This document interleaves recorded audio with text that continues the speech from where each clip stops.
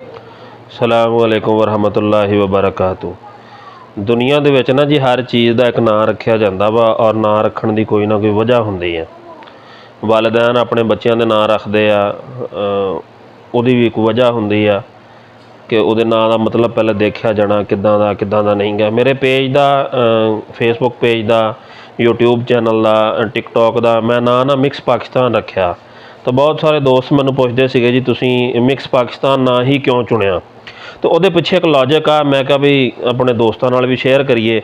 अगर तुहानूं वो लॉजिक चंगी लगे तो जरूर तुसीं मैनूं दस्सिओ। साडे ना पंजाब दे विच अक्सर जिहड़े मंगण वाले आउंदे आ ना जी, चक्कां थावां दे विच या शहरां दे किसी भी जगह ते मंगण वाले जांदे आ, तो उन्होंने ना एक ही उन्होंने कोल सालन पाउण वास्ते डब्बा हुंदा जी। वो जिहड़े घरों भिंडी लभी वो भी पा लई, आलूआं दा लभ्या शोरबा भी पा लिया, दूसरा लभ्या जिहड़ा भी सालन ना सारा एक थां ते इकट्ठा करी जाना उन्होंने। उन्होंने कहते दड़बड़ बन गया जी।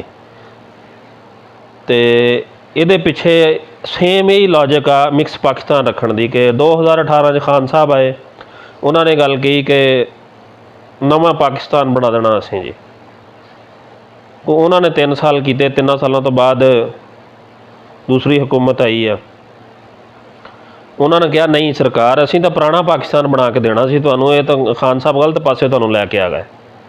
वो 22 महीने उन्होंने सानू रगड़ा दिता जी। उस तो बाद हाफिज साहब आ गए जी।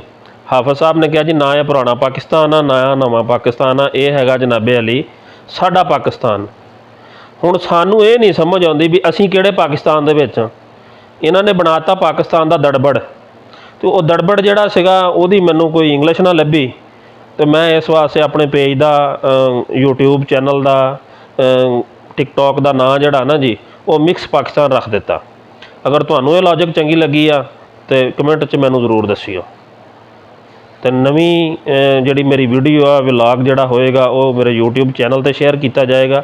यूट्यूब चैनल का लिंक जिहड़ा वो मैं डिस्क्रिप्शन च दे दिता, उन्होंने विजिट करो, उन्होंने सबसक्राइब करो ताकि तुसीं मुकम्मल मेरा जिहड़ा व्लॉग होएगा नैक्सट जिन्ने भी व्लॉग आउणगे वो यूट्यूब चैनल ते इंशाअल्लाह अपलोड होणगे। अल्लाह हाफिज़।